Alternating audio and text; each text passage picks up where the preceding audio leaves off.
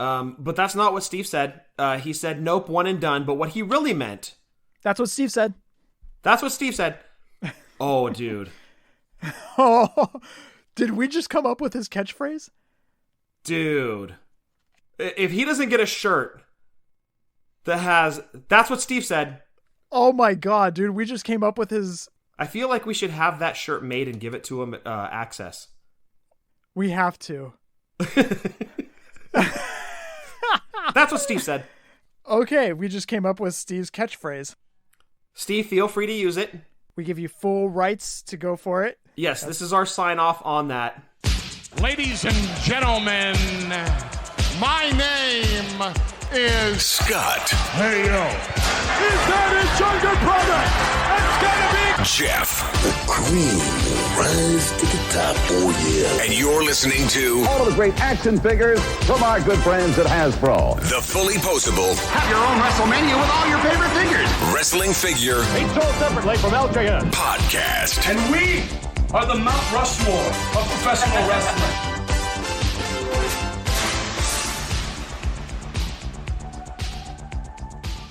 Hey, welcome to episode 371 of the Fullyposeable Wrestling Figure Podcast, longest running episodic wrestling figure podcast going today. My name is Jeff, and sitting alongside next to me is my real life brother, not storyline brother, the scientific podcaster, the man that is recovering from Mange, Scott. Scott, say hello. Hello. Dude, I'm so glad you're over Mange right now. Yeah, well, allegedly it was Mange. I was telling everybody it was Mange. Oh, okay, good. I'm glad you spread that around without any backup. So, yeah, that's good. That's good. We'll just call you Fox News, but it's okay. I don't know 100% yet that it was Mange, allegedly, but it's still waiting to be seen what exactly is going on with me. So if I sound a little bit off this week, that's why. It's we're just gonna. That's what it is now. It's Mange, and so despite Mange, I am here. I am recording. This is what I do for you guys. With Mange, I record. Dude, it was hella funny. Steve was going to fill in for you tonight. Steve from Positively Pro Wrestling Podcast. Thank you, Steve. And I was like, hey, I don't know if Scott's going to be able to go. Would you be able to fill in tomorrow night? And he goes, yeah. He goes, is everything okay? And I was like, yeah, Scott's got Mange. Got Mange. Excellent. And he was like, what? Mange. Hey, it's better than dysentery. That is very true, I guess. But hey, a quick question for the listeners. How many of you, when you woke up today, thought you were going to hear Mange at least 10 times in the space of about 5 minutes? I bet not one of you. You're welcome, everybody. This is what we do for you guys. Yeah. We show up sick, and we say Mange. And dysentery. Jeff, before we get much further into the show, I just want to take a minute. We lost a really, really good friend this week. One of my best friends, Brian, lost his wife, Jackie, and Jackie was Shannon's best friend. And I just want to take a moment out. I don't even know if Brian's listening or not, but it's an unbelievable tragedy because she leaves behind 2 daughters, ages 18 and 13. And the things that she was only 42, and the things that she's going to miss, man, to the parents out there, don't take those. We've talked about this before. Don't take those moments for granted because you never know when that time is coming. And it's such a hard thing right now, but I wanted to make sure we took the time out, told Jackie we loved her, and I would like to dedicate this week's show to Jackie's memory. Her favorite was always Triple H. You and I get to talking about wrestling figures, or we'd get to talking about wrestling, and she'd roll her eyes. In fact, that day you bought all those figures off Brian, he brought out boxes and boxes of figures, and she's over there rolling her eyes like, oh my gosh, you and your toys. But Jackie, we love you, we miss you, and we will absolutely be there for you and your family. Brian's a hell of a strong guy, too. He's always a stand-up guy doing the right thing. He's going to take care of those kids like nobody's business. But Jackie, you will be missed. Yeah, Brian and Jackie have been family friends, and their daughters have been family friends for over 20 years, and this one hits the family hard. So it does, and thank you for pointing that out, Jeff. It goes beyond a friendship. Blood is not always thicker than water, And over the 20 plus years we've been friends with them, it's definitely progressed into more of a family thing than a friend thing. They definitely did become family. So thank you for bringing that up. You're 100% right. Yep. If anybody would like to get any of our shirts, head on over to Pro Wrestling Tees or whatamaneuver.net. You can follow us on Twitter, YouTube, Snapchat, and the Book of Faces at Fullyposeable, Instagram, Fullyposeable, WFP. You can go back and listen to any of our past podcasts. Just do a Google search. That's the easiest way to do it. Or head on over to Podbean. You can search there, too, and listen to any of our episodes. You can go all the way back to episode 1, which I don't recommend, all the way up to some great episodes like with Marty DeRosa. Yes, that's always a lot of fun. I still remember the first time we interviewed him. We went over 2 hours, 2.5 hours. Yeah, dude, he's such a fun interview. It's always lively and entertaining, and he's always throwing curveballs at you and joking, and he's always a fun interview. Absolutely love Marty DeRosa. By the way, please rate and review on iTunes and subscribe as well. You can send us any audio questions, or anything else at all. Send it on over to fullyposeablewfp@gmail.com. All right, Scott, I got to call you out. I was listening to your Drunk Wrestling History show this weekend. Okay. Which episode? This latest one. The watch-along? The watch-along of the Gimmick Battle Royal. Okay. Did I talk some shit on you? And damn you, you said Wild Bill Irwin, who was part of the Long Riders in AWA, you son of a bitch. I felt like I was getting trolled while listening and not even being able to have a rebuttal. You may have been. God damn it. I knew you did that. I was like, you're probably sitting there like swaying in your seat, just kind of like gyrating. Getting into character like Charlie Murphy. You're like, Jeff, you son of a bitch, you just got trolled. Got him. And you know what's funny, dude, is yesterday, because I've been working at home this week under the weather with Mange, just chilling on the couch. I like to have something going on the TV. It's almost like background noise as I'm kind of doing my stuff on the computer, closing out tickets. So I put on, of all random things, AWA Wrestle Rock 86. Ooh, nice. No. No. So, Brian, like on paper, the matches look decent, but dude, the main event was Bruiser Brody, one of the greats, the Barbarian, not Barbarian from the Powers of Pain, but the Barbarian that they made the Remco figure of, versus Greg Gagne and Jimmy Superfly Snuka with Vern Gagne at ringside. Cage match. That was the main event. Ooh. So it gets better. There was a dream match actually on the card. Barry Windham and Mike Rotundo. Oh. Okay, so this was 86, so keep in mind this was probably like right after they bounced out of the WWF. The US Express was done. Right. They faced the Fabulous Ones. Oh, I bet that was a good match. It was good. Okay. It was good. Harley Race wrestled Rick Martel. Okay. Stan Hansen wrestled Nick Bockwinkel. Okay. There was a little person's match, which, by the way, I've got to say, 80s promoters had literally zero imagination when it came to naming these guys. The match consisted of, now tell me if you notice a trend, Lord Littlebrook, Little Tokyo versus Little Cowboy and Little Mr. T. Do you notice a trend? Is that gimmick infringement if you call yourself Little Mr. T? Dude.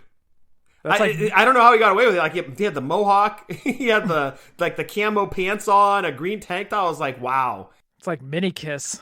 Yeah, exactly. But the tag team title match on that card, Jeff, was Kurt Hennig, Scott Hall, the champions, versus Scott Hogg Irwin and... God damn it. Wild Bill Irwin, the Long Riders. And there it is. There's your Wild Bill Irwin mention for the show. Well, we already mentioned it because you mentioned it earlier today on Drunk Wrestling History on that show. But it was funny because when I was listening to it at the gym, the only thing I thought of was Scott just trolled me. Yep. And I bet you Scott was thinking about me when he said that, just to get that in there. I kind of had a little chuckle inside. Yes, it was like you were speaking to me through my headphones at the gym. Yes. Damn you. I'm glad you felt my spirit chuckling at you. Scott, did you get anything recently? No, I didn't. Wait a second. Did I order? Wait. Yes, I did. Pre-ordered the Andre Ultimate on BBTS. Oh, you got it. Yeah, I had to. Dude, that figure's so good. So good. Like, am I starting to become a snob to where I'm only buying Ultimates now? I don't blame you. I mean, I am getting a few Elites here and there, but man, these Ultimates are just... Oh, and the Coliseum collection, like everybody else, got the Jake and the Rude. But again, Ultimates again, right? That just...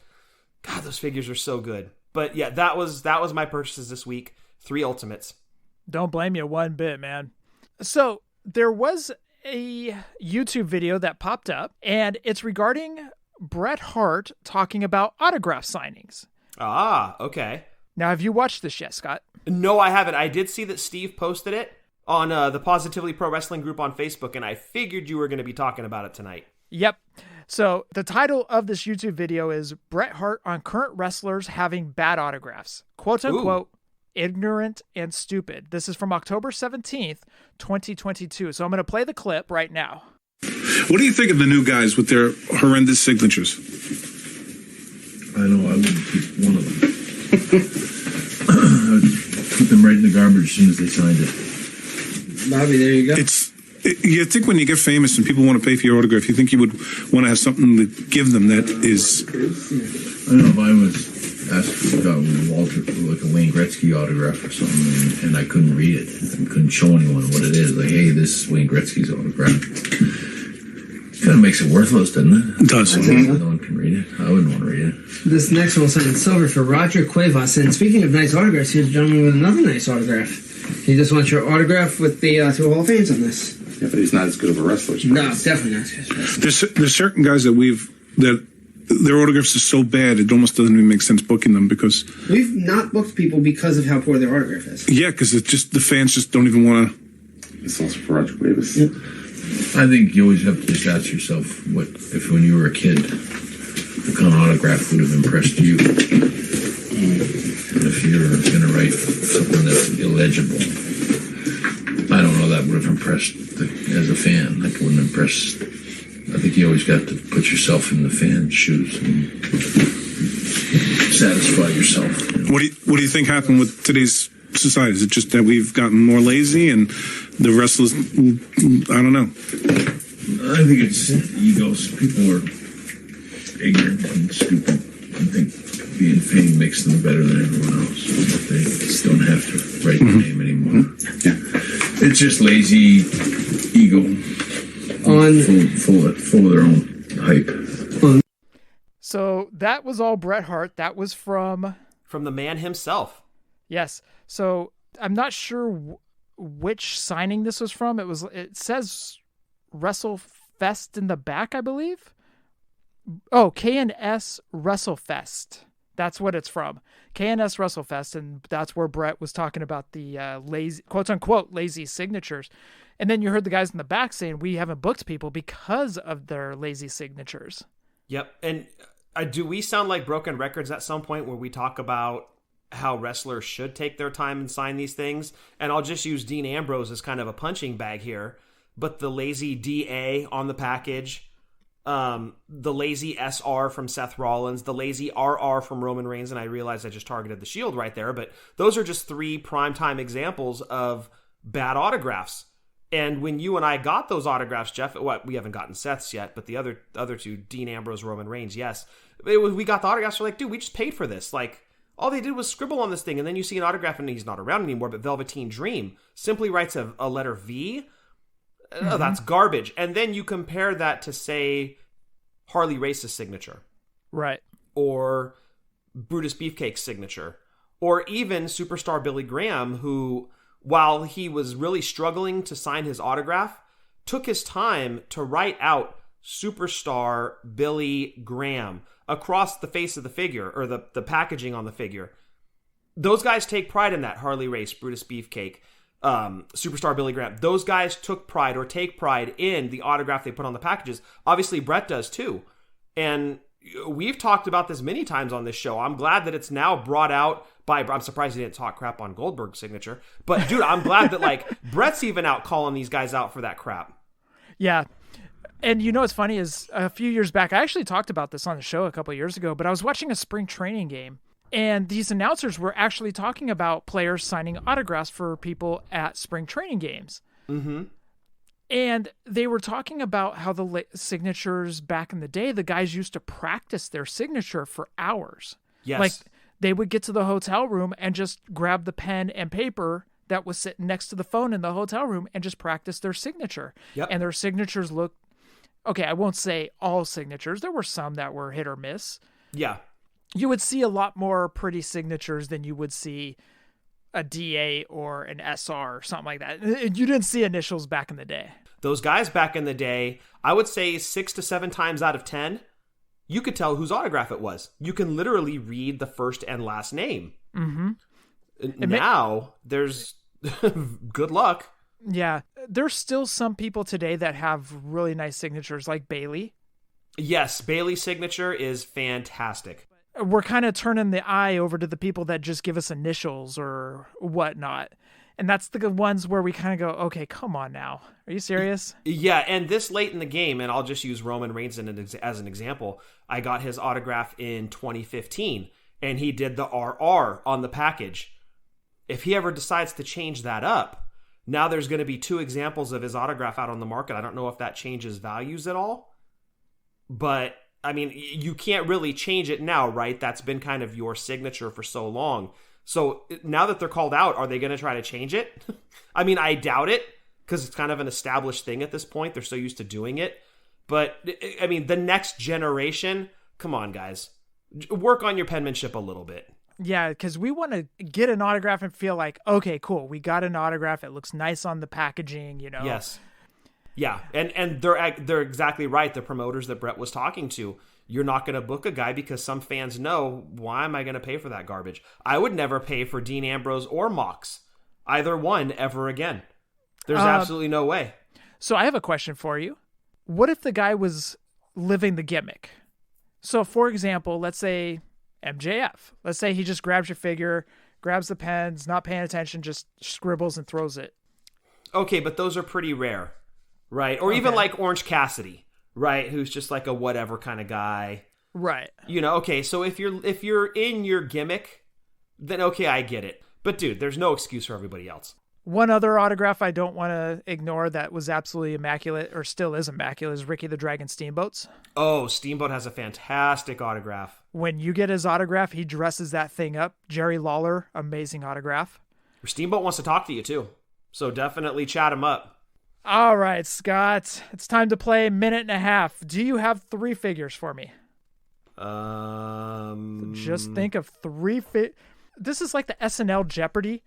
Just give me any color. Blue. Hold on. Let me find paper. Oh, Jesus. It's the Mange. You're lucky you have Mange. It's Mange just tearing me up. Let me find a pen. Uh-oh, I'm missing a pen. Oh, Lord. Okay, Sharpie it is.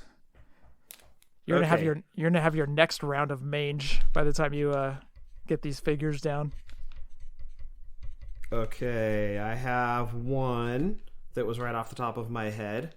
3 figures. Just there are a million figures out there. Okay, I have 2. Okay. I have 3. By the way, Mike the Cleaner called you out and he said, yes, they love minute and a half boys.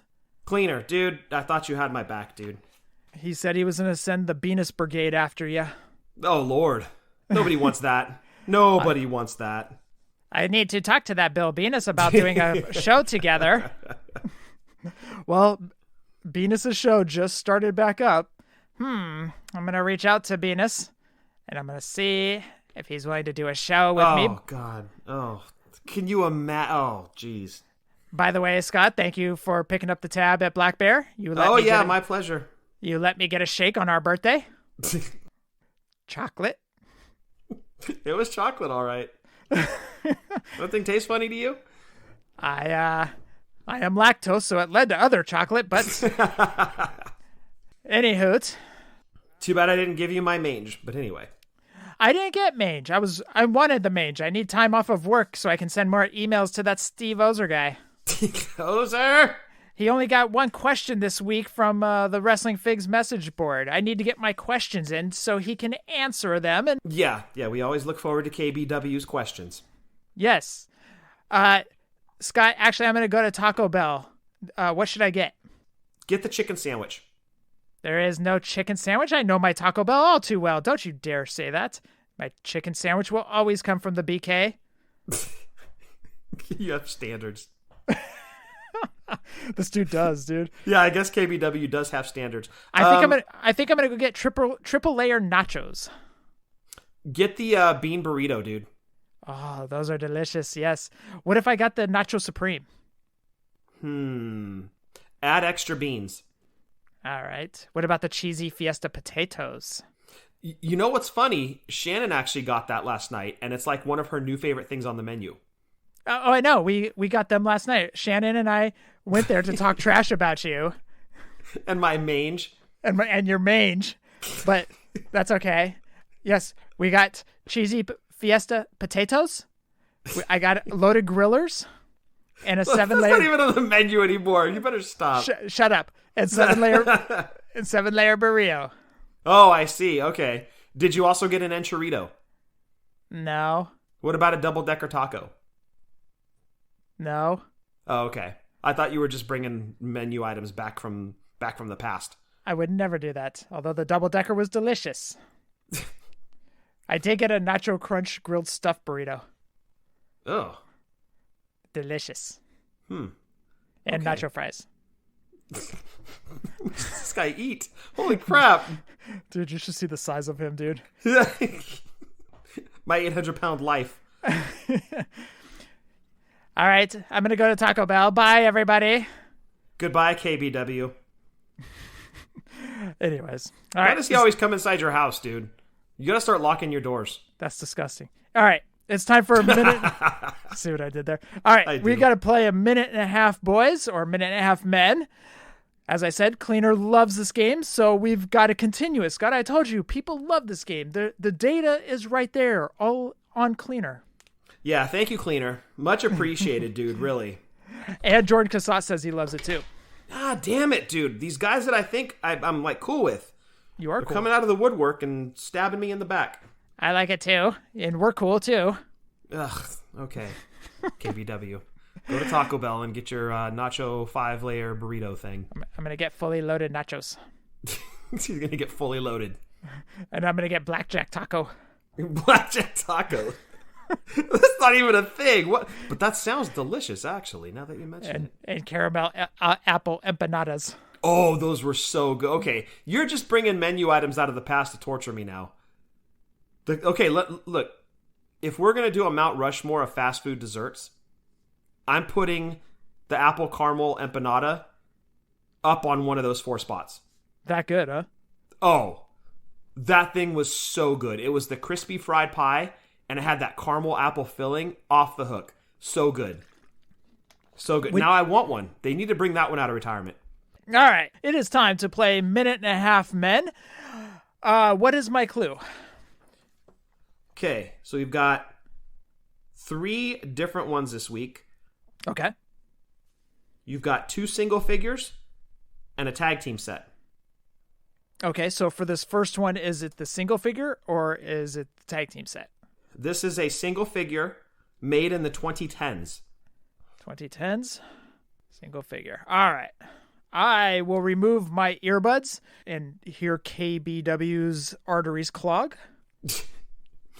The figure that Jeff is looking for is Mattel Retrofest Honky Tonk Man. Okay, made in the 2010s. All right. Do I have to start the stopwatch? Nope, I got it. You got it? Okay, all right. Let me know when you're ready. You tell me when to go. Okay, I'm going now. Mattel. Yes.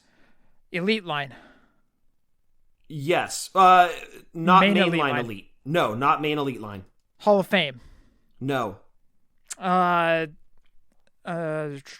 Elite defining moments.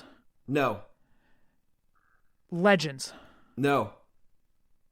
Man, what other elites were there?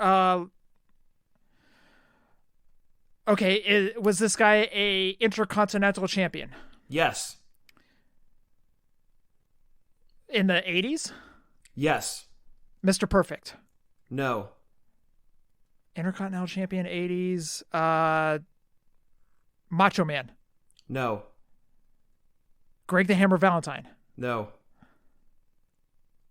Intercontinental Champion 80s. Tito Santana. No. Okay, wait. Crap. Ricky Steamboat. 1 minute. No, not Ricky Steamboat. Honky Tonk Man. Yes, Honky Tonk Man. Okay. Okay. Honky Tonk Man, Elite. Man, what Elite's? Retrofest? Boom! At 1 minute and 17 seconds. Oh, you kidding me? Nope. Oh. Da, da, da, da, da, da. Da, da, da, da, da, da. What, is KBW coming back in the room? That's a okay, I'm resetting the stopwatch. Nicely done, dude. Are you serious? Yeah, Retrofest Honky. See? I will cover up the other two. Well, it says Zoom loans. Oh, it did say Honky Tonk. Yes. Oh. Yes, you don't have to guess Zoom loans. It's okay. Oh, okay. Got it. All right. Well, I'm done for the night. Let's move on to the news. I mean, if you want to do that, I'm okay with that. No. People love this game. I can't believe I got that right. I can't either, to be perfectly honest with you. Well, it was funny because when you said not main elite line, I was thinking of all the honky elites. So it took away the red jumpsuit. And I'm like, what other? And then I remembered that he had the Retrofest. Yep. But now you're on a roll, dude. All right. I'm feeling good about this. This is great. And you know why? Because Justin Summers isn't picking the figures. I'm ready for my next clue. Okay. This next figure was made in the 90s. 90s. Okay. We'll take out my earbuds now. Okay. The figure that Jeff is looking for is Ricky the Dragon Steamboat Hasbro. Okay. I'm starting the stopwatch now. Galoob. No. Hasbro. Yes. Okay, is this one of the single figures or tag team figures? Single. Single? Okay. Red card. No. Blue card. Yes. Former Intercontinental Champion? Yes. Ultimate Warrior? No. Mr. Perfect? No. Oh, Ricky Steamboat? Boom, you got him. Oh, that was easy. You know, I gotta say, when you go 90s or pre-2000s, pre-Jax era, it gets kind of simple because you can go, okay, Galoob, you can go Hasbro, you can go Just Toys Bendems. It really shortens that list. Yeah, and it seems like the way you play this game is to find the name first and then figure out like where they fell in like whatever series. I try to narrow it down by about 50 seconds. I try to narrow it down to, a name, because like when you said Intercontinental Champion for Honky. Yeah. So anyways. All right. Okay, well done, dude. You're only... Shoot, you barely went over 1.5 minutes in getting 2 of the answers. All right. Even if I go 2 for 3, I will still be happy, but let's still go for the third one. Okay. All so right. This is your tag team set. Okay. And this set was made in the 90s. 90s. Okay. Let me reset the stopwatch, and I'm starting the stop... Oh, never. Nope, not starting the stopwatch. No, you need to announce... You see, I get so excited. Okay, take out your earbuds before I punch you. The set Jeff is looking for is Jack's 2-pack Legion of Doom. Speaking of tag teams, I just turned around because I always put my headphones in my hand so I can't hear. Right. And I clench, I make like a fist. Right. But I started looking at the pictures on my wall and I looked at the Rock and Roll Express. And then I started realizing that I'm watching a lot of old NWA Saturday TV on YouTube. I think we're due for Fantastic figures. The Fantastics? Long overdue. I was actually wishing that they had come out in the Remco line. I was hoping at some point they'd do the Fantastics. But yeah, dude, somebody needs to do them for sure. Hopefully that's like on Power Town's radar. Well, you know what was funny about the Fantastics is they had their own special entrance because there was somebody that would announce them. It was like a pre-recorded announcement. Tommy Rogers and Bobby Fulton, the Fantastic. It was like that, but there was no ring. There was no ring announcer. It was like part of their music. Exactly. I don't even remember their theme music. Oh, dude, go back and watch. I'll send you the link, but I'm watching so many old school NWAs. I hate the old tag team belts in the NWA where it's just big and gold and ugly, like the Russians wore, Rock and Roll Express wore 'em, Midnight Express wore 'em. But when they switched over to that, almost that Hogan looking title of 87. The blue titles. The blue title, the one I have signed underneath my desk. Dude, that's when I was like, oh, yeah. Yeah, that's a good tag title right there. By the way, Arn and Tully, overrated. They never won their championships, either in NWA or WWF. They never won their championships fairly. Will you stop? They were heels. It doesn't matter. Demolition got screwed when they beat them. They didn't beat them cleanly. Ricky Morton got jumped by the Midnight Express earlier on in the night, and he had to wrestle one arm. And Are you really going to be a mark right now? Are you really going to sit there and be a mark right now? What's my clue? Oh, 20... Made in the 90s. Okay, made in the 90s tag team 2-pack. All right. Let me know when you are starting the stopwatch. I'm starting the stopwatch now. Toy Biz. No. Hasbro. No. Galoob. No. Ooh. Jax? Yes. Bone Crunchers? Yes. Oh, man. Okay. Brett and Owen. No. Razor and Diesel. No. Shawn and Diesel? No. 2-pack. LOD. Boom. Oh. Done. Well done, dude. I mean, I feel like I kind of gave you softballs this week. You did? Yeah. But, you knocked them out really quick, dude. The hunky one was a little bit difficult, but... Well, yeah, and that was the one that took you the longest. Like you said, when you get past, like, the 90s, it gets a little more difficult. You just wanted to speed through that this week, didn't you? And on to the next segment. That Mange is really wanting you to round out the show tonight. We'd like to say thank you to all of our podcasting buddies. All right, let's jump into the news. We'll start off with Hasttle Toys. He showed off the sketches for Mo from Men on a Mission. And with that will round out Hasbro officially. And what do I mean by that? No more figures that were supposed to be in that orange card series are left to be made. And that was the rest of Hasbro. It's kind of a storybook ending to Hasbro itself. I really think that it is, dude. And I think it's cool, too, that Mattel really got... Well, I guess Mattel got two of them, right? They got Luger and they got Diesel. Yeah. But the rest of them were basically made by fans.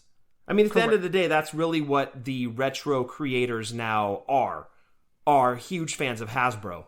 And they wanted those figures, and they went out and they made it happen. I mean, again, outside of Luger and Diesel, that's only because Mattel had them. Otherwise, they would have gotten made as well. Fans went out and got those figures made, and I think that is the biggest love letter that you could ever write to Hasbro. Now, we need somebody to do LJNs, and we can get the follow-up series that was supposed to have the Bushwhackers, Brother Love. Yeah, let's just hope it's not along the lines of those quote-unquote LJNs that we got like 4 or 5 years ago. You're talking about the Young Bucks ones. Yes. Yeah, about that. Mm-hmm. About that. Mm-hmm. All right, let's move over to our good buddy Shawn Ng over at KWK. One, have you seen all the pictures that he's been posting of Kamala? Yes, I love that he's giving you all of the progress. Like, you're literally seeing baby pictures of this thing. Yes. I love it. He's keeping you so updated. You got to be following along with the social media. He has the mask already tooled up. He's got some figures, prototypes, all that stuff already ready to go. Dude, it looks beautiful. Sticking with him, he also announced the signing of T.J. Perkins. T.J. Perkins will be part of his line, and also Sam Adonis. I got to be honest, I don't know who Sam Adonis is. I'm not overly familiar with him either, but in reading some of Sean's posts, there are a lot of fans that are excited about him, so I'm excited that Sean has him in the line. The more the merrier, right? And that's kind of what I like about where Sean is going with this too, is he's got a good variety of guys from different eras. You know, he's not just pigeonholing himself into the Hasbro era, which honestly is what I would do, I'm afraid, if I was doing this one. But what he's doing is appealing to a lot of different generations fans, and that might be the move. Nah, you can't do that, dude. You've got to expand your boundaries. You've got to go after the names that people love, that people will clamor for. Like the Fantastics. Like the Fantastic, and like Wild Bill Irwin. God damn you.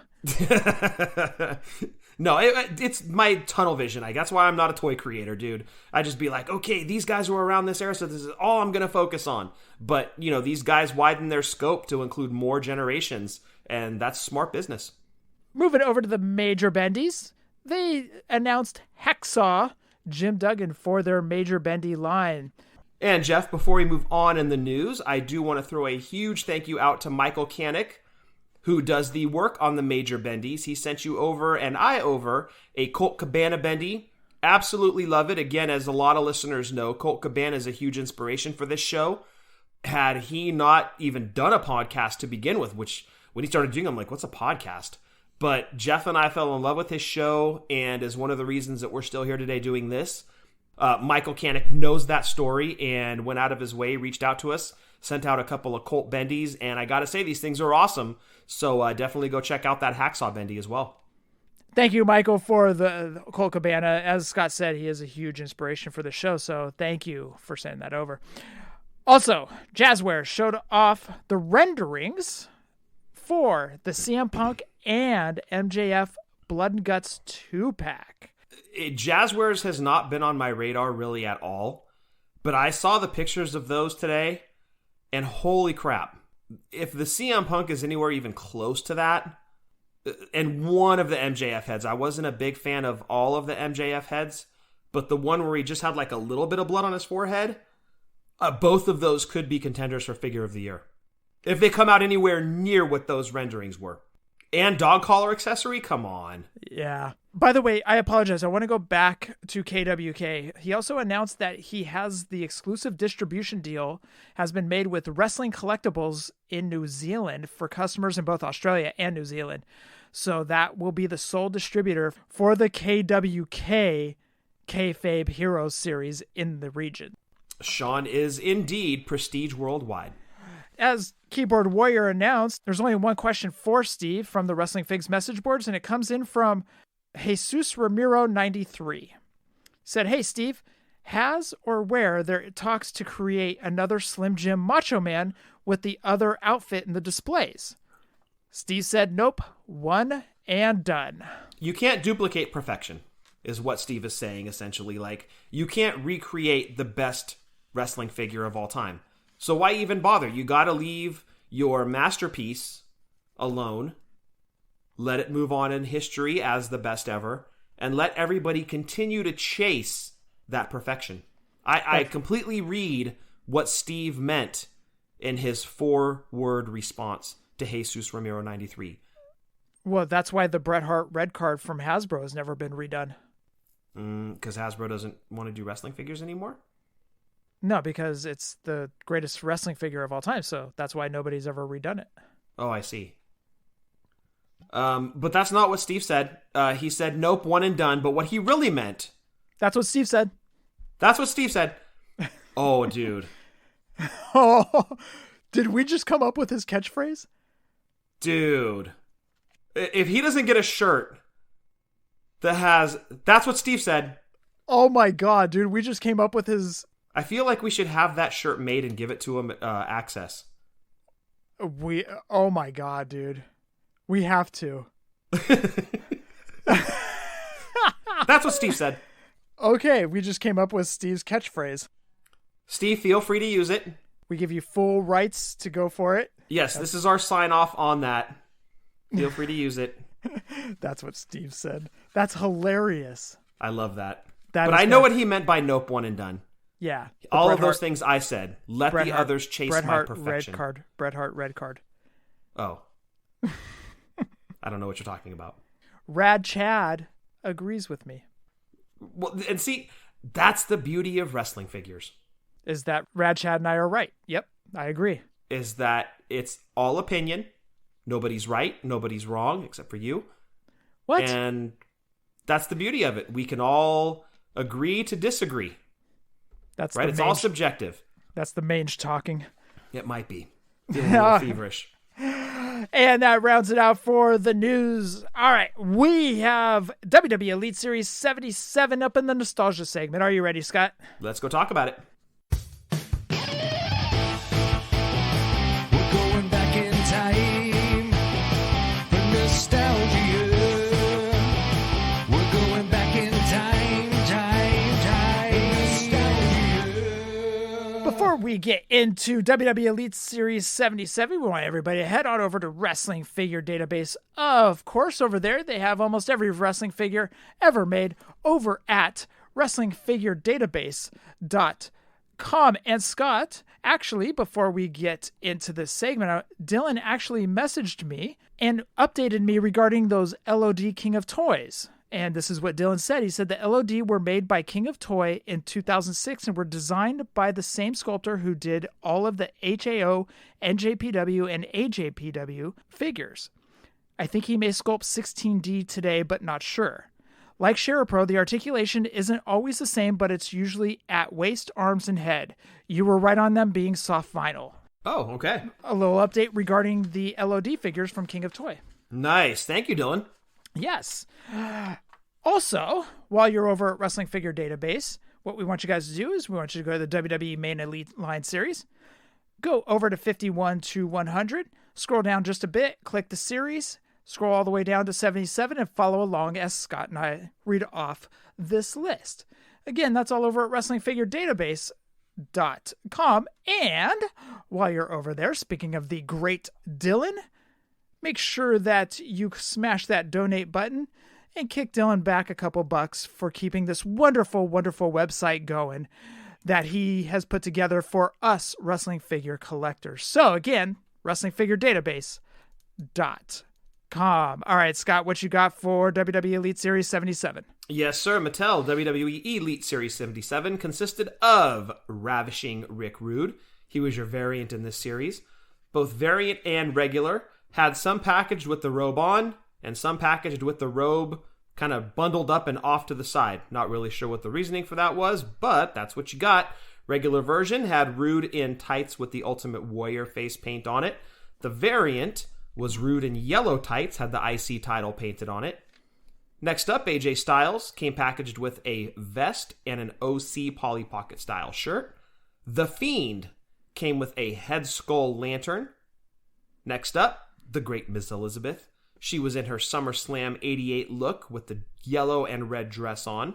Ronda Rousey, black rowdy top, black trunks, came packaged with a kilt and the Raw Women's title. Next up, Viscera. He came packaged with the Hardcore title and the retail exclusive in this set from Walmart, the great Classy Freddie Blassie. He was in a red outfit, came packaged with a cane and a soft goods jacket. And Jeff, that rounds out WWE Mattel Elite Series 77. Pretty good series, especially for the SummerSlam series. Very good, I thought.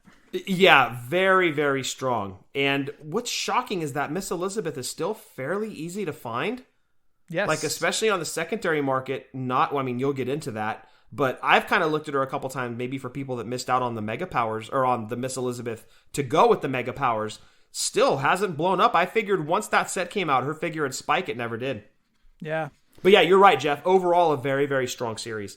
We got our first Fiend Elite. Got Yes. Miss Elizabeth. We got a Classy Freddie Blassie. Viscera looked good. You know what's funny is they always hit Mabel. Yes. Viscera. They always do well on his figures. So they do. Tip of the cap to Mattel on that one. Yeah, and this would have been Rude with like his bigger, curlier hair. Right. Yeah, the big poofy look, which I dig. I thought pretty much every figure in this assortment, to me, is really, really good. Sidebar. Did you think it was weird that Raging Bull, Manny Fernandez, and Rick Rude were tag team champions in the NWA? It was so random. It was completely random. Yeah, you're like, wait, like, okay, I understand you really want to get Rude over as a star, but, I mean, no offense to Manny Fernandez, but wouldn't Rude be just fine to go after, like, the U.S. title or the television title? Like, but you team him up with Manny Fernandez? Well, I know we're getting off on a little bit of a tangent, but... It happens. We're talking wrestling. But that's where there was so many people going after the U.S. title. You had Luger, you had Nikita, you had Barry Windham, you had Ronnie Garvin. Oh, this would have been, was it late 86, early 87, or was it late 87? This was early 87. Yeah, this was 86, late 86. Yeah, 86, 87 when they were holding the tag titles. Luger wasn't even there yet. Was Luger there? Was Luger there late in mid 87? He might have just gotten there, but he was at Starrcade 87. He faced Dusty in the cage for I believe it was the U.S. title. Okay. I believe it was a U.S. title that Luger had that Dusty beat him. that Dusty beat him for. But man, I'm trying to remember when Luger got there. It may have been very late 86. Like him and Rude, like maybe Rude got a little bit earlier start than Luger did, but I want to say they got there around the same time. But dude, Rude bounced quick. Yeah, he did. Yeah, it's like did they throw him into a tag team as soon as he got to the roster? That's the way it feels like. Yeah, and I get it. Like, Rude had a great look and was a great guy in the ring. Like, he could go. So I understand wanting to get him in. He was probably better than Luger in the ring. I don't even know there would be much argument to that. Like, man, why wouldn't you put Luger in a tag team and have Rick Rude be the singles guy? Then for the TV title, you had Arn, you had Tully, you had Dusty was going after the TV title. Wahoo McDaniel, Ronnie Garvin, like all those guys, right? Yeah, so the US and the TV title picture was just so bunched up with so many guys that I don't think there was room for Rick Rude. Just a personal opinion. We're not in the booking room, so we don't know, but so you throw him into the tag team division that had the Fantastics, the Rock and Roll Express, the Midnight Express, the Road Warriors, Tully and Arn. Yeah, pretty much. Man, and you team him up with Manny for, like, again, no offense at all to Manny for now. I was actually a big Raging Bull fan back in the day. What a random, like, dude, could you imagine if they teamed up Rude and Luger? Now that would have been a good team. That would have been a sick team, dude. And again, no offense to Manny Fernandez, especially if he's listening, because he's a bad mofo. But you're right, that was completely random and not one of those teams you'd expect to see on a Saturday against the Rock and Roll Express and expect them to have a chance to beat the R&R Express, right? Right. I think they actually had a name for their tag team too, but I just can't remember what it was. Since I've been watching it, it's been just Raging Bull and Ravishing Rick Rude or Rick Rude. I thought that they coined a tag team name for them. I can't remember. But dude, how long was Rude even there? It felt like Rude was there for about maybe a year and a half. Was it that long? It was that long because it's funny. I keep going through the episodes and I'm like, man, how long were these guys champs? Like, it wasn't long, right? We're talking 2 or 3 months, maybe, if not longer, dude. Really? Yeah. We'll have to do the fact check after between break. Yeah. We'll Wikipedia this stuff, but yeah, it was a completely odd pairing, and like it's one of those where the WWE would randomly throw two guys together, and then they'd be tag team champions for however long, like Kane and Rob Van Dam, right? Right. They had established teams on the roster, established tag teams, and then they just threw these two guys together. And this was an example of NWA doing that, where they're just like, boom, we're going to throw these guys together, and you're champions. Yeah. And you're like, wait, you've got this huge roster of tag teams, established guys that have been here forever. Like, that's who you're putting the like, give them the U.S. tag team titles. Like, you give them the world tag straps? Kind of confusing. Yeah. All right, let's get back on track. We're sorry. Sorry, we get carried away. I know, dude. I've been watching all this NWA stuff, and I'm like falling in love with it all over again, like I did during COVID. It's so good. And see, that was the beauty of the WWF and the NWA back then, is you could get kind of the entertainment out of the WWF, right? And all their different cast of characters. And then you tune over to NWA and you got actual wrestling. Yeah. It was definitely a difference of a wrestling product and an entertainment product. And they make no bones about it now. They are an entertainment company. But back in the 80s, they were still considering themselves to be a wrestling company. But I think really the true wrestling company at the end of the day was the NWA, and it really wasn't even close. I was watching a Sam Houston match. I'm sorry. Thank you. Sam Houston is working this guy's arm for 8 or 9 minutes in this, some jobber in this match. I was going to say, okay, was it like, are we talking it was like Arn Anderson, or was it like George South? It was some jobber. Or Italian Stallion. he's working this guy's arm for 8 or 9 minutes, right? Then he finishes him off with a bulldog. And I was like, what the hell did you work his arm for 8 or 9 minutes? And Wow. the psychology. So you have to really injure that arm so that when you drop him on his forehead with the bulldog, there's no way he could kick out. Yeah, that's why we're sitting here enjoying bean and cheese burritos with KBW and Sam Houston. And Mange. And Sam Houston has somewhat of a name. Yeah, he can still sign autographs at a local show. We're going to sit here with our Mange. Oh, crap. Okay, favorite figure in this series? I'm torn. Yeah, I really like that Liz, but you know me. I got to go Classy Freddie Blassie. Yeah, I'm torn between Rick Rude and Classy Freddie Blassie. I'm going to go Rick Rude just because of the colorful tights. Yeah, I really like the job. And Rick Rude was definitely known for that. I like the job that they did with his tights in this one. But the soft goods jacket on Blassie, that does it for me. No Polly Pocket stuff right there. But overall, like you said it best, Jeff, a very, very strong series from Mattel here. Absolutely. All right, let's go over those eBay prices. Ravishing Rick Rude, who was the variant in this series. Regular being the tights with the Ultimate Warrior face paint on the crotch. The variant being Rick Rude with the yellow tights and the IC title painted on the crotch. Last sold eBay listing for the regular, March 2nd. Seller wanted $20.99, but accepted $19. For the variant, last sold eBay listing was February 28th. Seller wanted $30, but accepted $24.50. I thought that would be a little bit higher. These were pretty plentiful, though. That's true. Especially the Miss Elizabeth. Yeah, for sure. And actually, Shannon found that Rick Rude variant for me. He's just sitting on a peg over here at Target. Nice. Didn't know it was the variant. She was just like, do you want Rick Rude? I'm like, yes, please. And brought him home, and I was like, oh, crap, you got the variant. I was like, that's cool. Was she with KBW? Was not with KBW, no. Oh, okay. Probably because he didn't want any free food. We want to talk about afterwards. After this show, will you take me back to Taco Bell, Scott? I like when you pay for me for my dinners. I'll get you another chocolate shake, dude. Oh, that was delicious. Okay. I'll squeeze it myself. Extra whipped cream. AJ Styles with the vest and the OC Polly Pocket style shirt. Last sold eBay listing February 17th for $17.99 on a buy it now. The Fiend with a head skull lantern. And he had those gloves, the Fiend gloves on there that said heal and hurt. Last sold eBay listing was February 25th for $16 on a buy it now. Miss Elizabeth SummerSlam 88 dress. Last sold eBay listing was March 2nd for $15.50 on 3 bids. Ronda Rousey Raw Women's title. Last sold eBay listing March 2nd for $24 on 2 bids. Viscera Hardcore title. Last sold eBay listing was March 3rd. Seller wanted $41.99 but accepted $38. Spoiler alert, that's the highest in this series. And Classy Freddie Blassie. Did you see the way I spelled Kane, by the way, Scott? I did. Yeah. I'm like, wait, Jeff made a typo. And I'm like, no, he didn't. No, I didn't. No, he didn't. I just pulled a Mark move, sorry. Yes. With his Kane and soft goods jacket, last sold eBay listing was Scott's birthday, February 26th. My birthday too.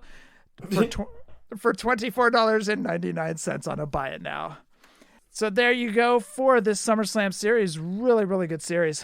Very strong. Some surprisingly low dollar amounts on those figures, really outside of Viscera. But yeah, really strong assortment right there. Well done, Mattel. So due to Scott's dysentery, we are going to do... It's gone from Mage to dysentery. Sorry, guys. Because Scott was alive for the Oregon Trail? Sorry, I don't like doing old jokes on you. I'm so sorry, dude. No, you're not. What are you talking about? No, I never make old jokes about you. I never do. It's everybody else that does. Okay, yeah, that's a good point.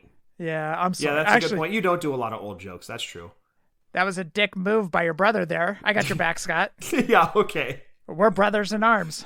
Settle down, KBW. Just because we share a love for fast food and birthday. Don't get carried away. So, getting close to rounding out the show, but what we thought we'd do is we'd take Ringskirts trivia question and make it a segment this week. So, he did send in a trivia one, so we need special music, so...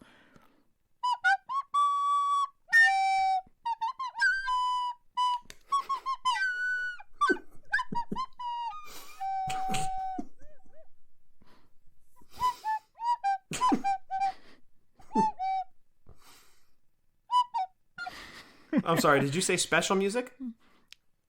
Yeah, that's his music. Oh, I see. That was Superman and then something else that I don't know what that was. That was Star Wars, dude. That was Star Wars? That was actually Star Wars. Okay.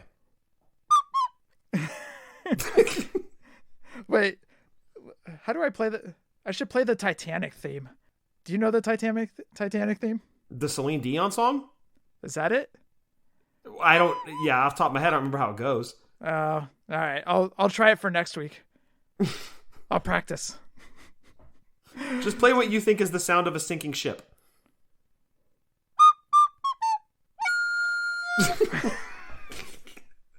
That was jubilant. That wasn't sinking ship, doom and gloom. Like, that was happy. I don't think there's anybody running along on the Titanic as it's sinking going da da da da da. That was actually the Price is Right theme. The da da da da da. All right, well that's Ringskirts' new theme music. We hope you like it, Nate. Sorry, dude. Nate, I hope you love it. I expect praise. I will be showered with that. Anyways.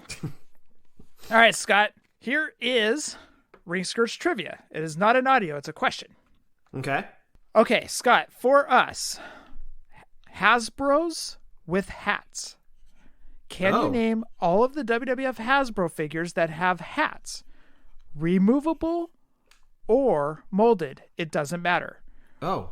Repaints or re-release figures of the same mold will count as one. We will not count headbands.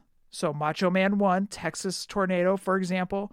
Also not counting Doink, Rick Steiner, Repo Man, or Warlord. He said do-rags will be counted. Oh. Okay. All right, Macho Man 3. That was the first one on my list. Skinner. Very good. So wait, would Ricky Steamboat's headdress thing count? I was going to ask that. Okay. I mean, it technically wasn't on top of his head. Okay. It went it like stuck into his shoulders and kind of flared up. Oh, Smoking Guns. Yeah. So that's 2. Do we know how many we have? No. He says answers below, and I can't scroll down. Okay, got it. So Akeem and Papa Shango. Yes. Oh, Mountie. So would Demolition's masks count? But that's not technically a hat. Okay, so I'm going to have like our question mark section. Ricky. Actually, the Demolitions that came with the mask for Smash and Crush. Correct. Okay, so question marks are Ricky the Dragon, Smash and Crush. And we've got Macho, Akeem, Skinner, Papa Shango, Billy and Bart, and the Mountie. So we have 7. Oh, Hogan with the do-rag. Hogan with the do-rag. That would have been Hogan number... Oh, the Hogan mail away, too. Oh, Taker. Oh, Taker had a hat. Just probably one of the biggest characters ever. Okay, so Hogan mail away had a bandana. Yeah, so there was the press slam, the punchy arm, the Hulkster hug. And the Hulkaplex. And the Hulkaplex, yeah. So Hulk Hogan punch, I'm going to call that number 4. Okay, so Taker, yes. I wish we knew how many there were. Unfortunately, it doesn't say. Okay. He said the answers are below. But I can't look. Okay, so I have 10 so far. And then 3 with question marks. Before we scroll down and start looking, is there anybody else that you can think of that wore a hat? Like, think of guys that would come to the ring and take off a hat. Salvatore Sincere. Did not have a hat. Ultimate Warrior did when he came back in 96 and he had that promo with Jerry Lawler and he looked terrible. We wore the hat. Like, dude, what are you doing? Yeah, he's dumb. As lazy as Dean Ambrose signature. Luke and Butch. Oh, good call. That would have been the singles. Series 10? I think so. Did anybody have a crown? Oh, Macho had a crown. Macho King. Yeah, that's not a repaint. You know what makes this difficult is that the Hasbros are literally right under my desk. Yeah, no cheating. All right, I won't cheat. All right, we gonna go to the board with this? Is there a way to not look at the answers, but just to count how many spots he's got? Because it would be helpful if I knew how many. Oh, yes. 18. Oh, there's 18. Okay, that's really helpful, actually. Okay,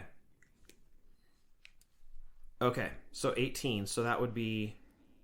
So after a long deliberation, we think we have 17 of them.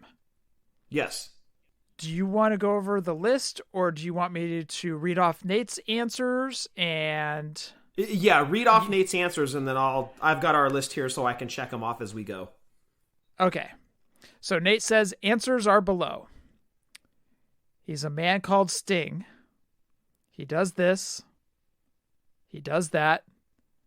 He's strong as a bull, and he's quick as a cat. Wait, can I play that on shitty flute? But he's not wearing a hat.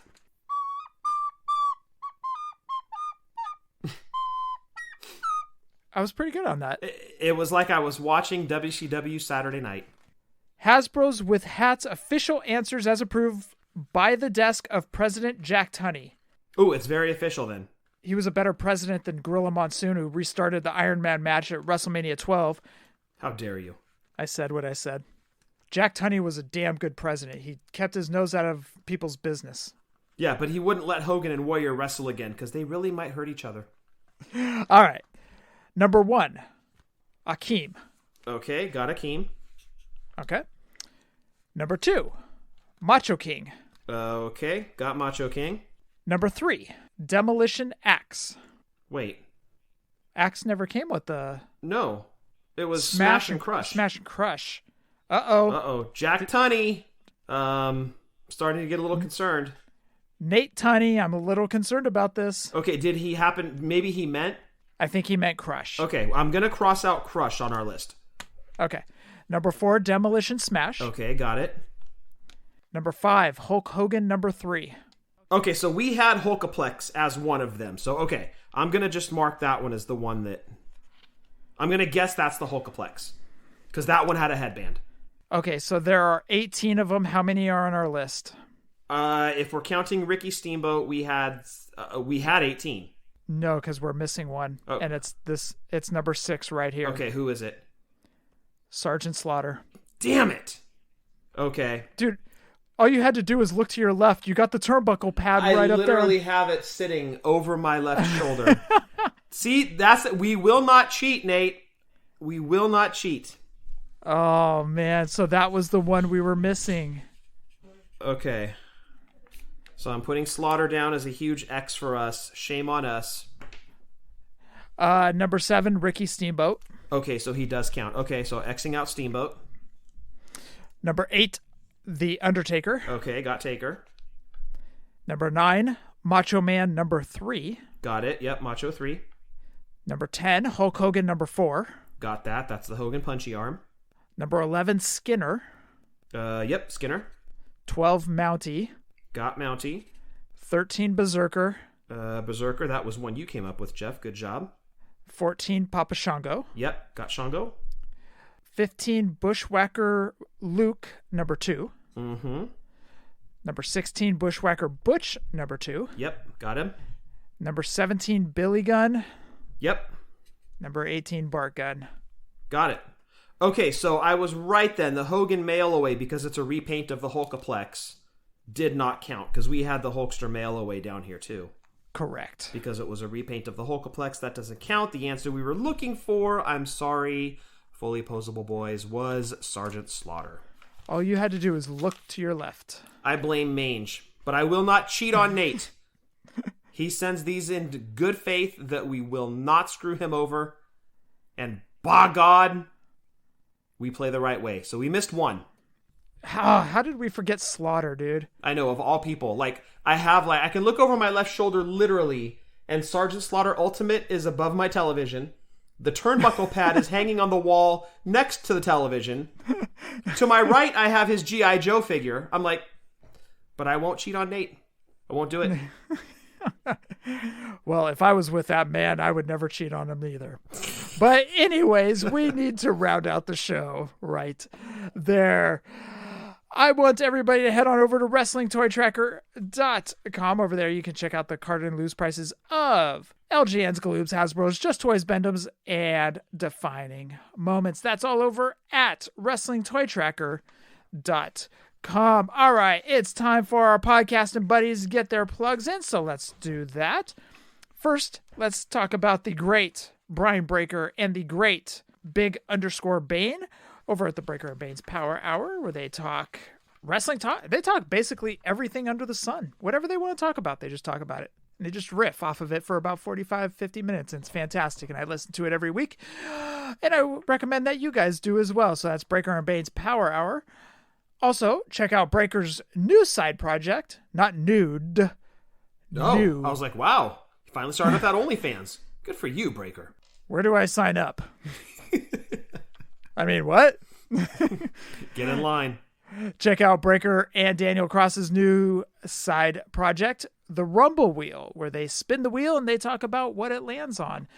This week it was breakfast cereal. Scott, quick, your favorite breakfast cereal?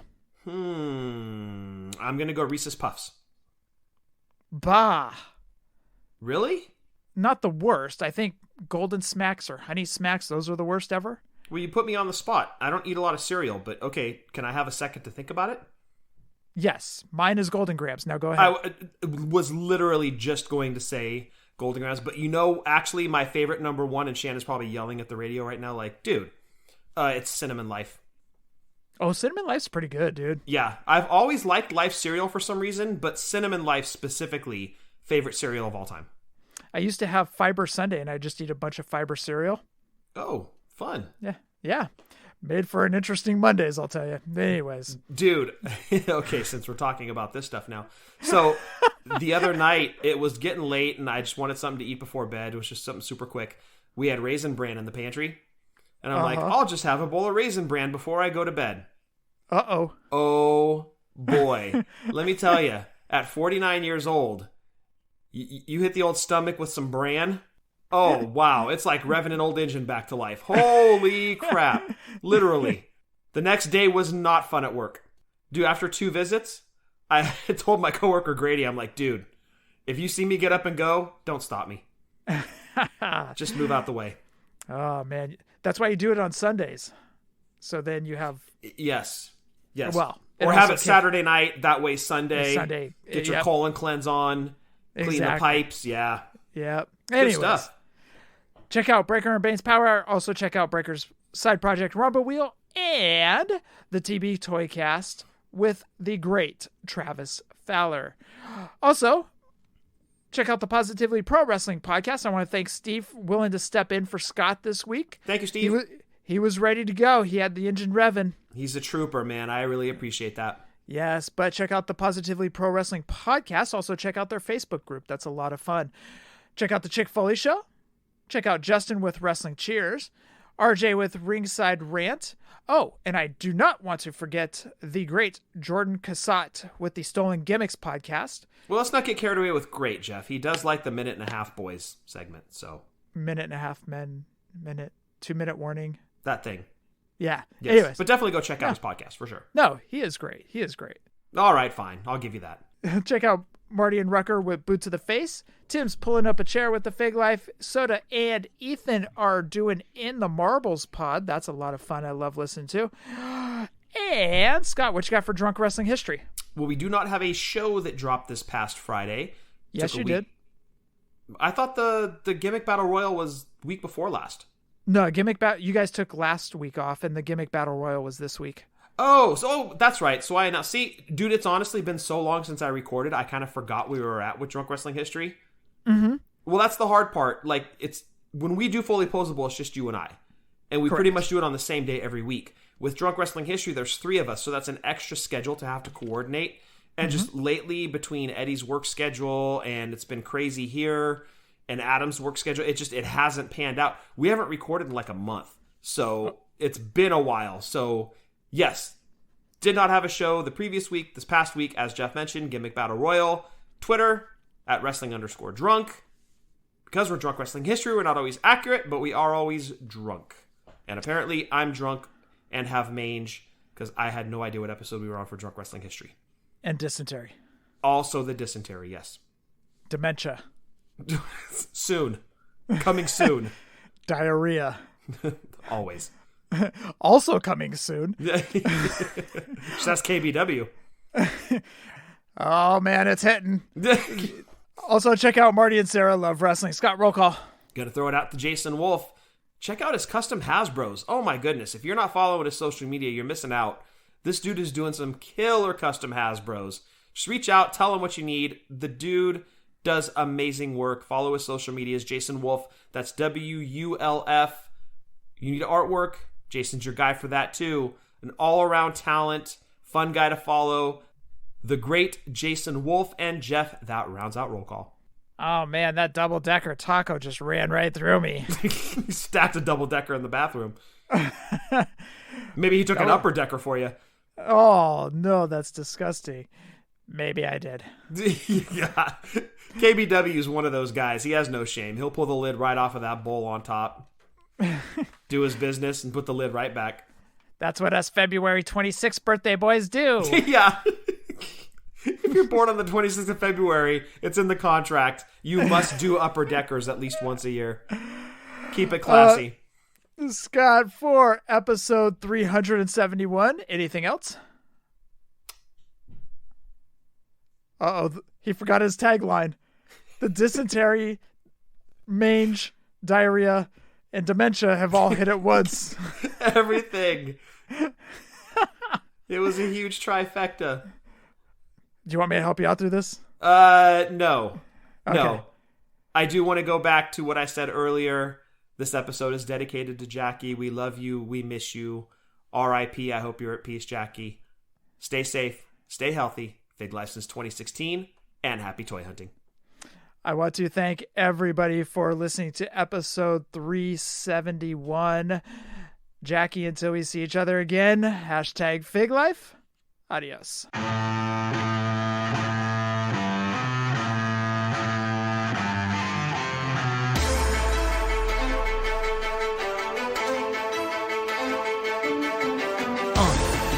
Yeah. Fullyposeable. Let's go. Jef and Scott, the Toon Brothers, busting out the ring. But we don't take it out the box, MOC. Happy toy hunting, we'll see you next week. We're the OGs of WFP. Fullyposeable, thank you all for listening. It ain't no storyline, real life siblings. So everybody go and do your toy spotting. Hashtag Fig Life, adios from the Kings.